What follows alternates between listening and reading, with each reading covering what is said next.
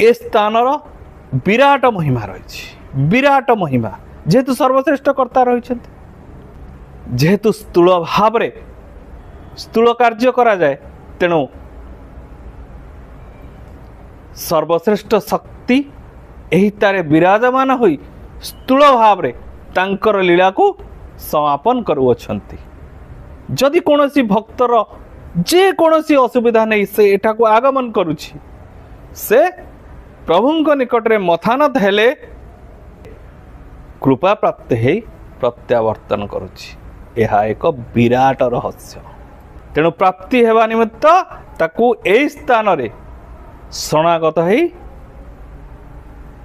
ताको कृपा भिक्षा करने को पड़ो। ए संसार कौन सी शक्ति नहीं जे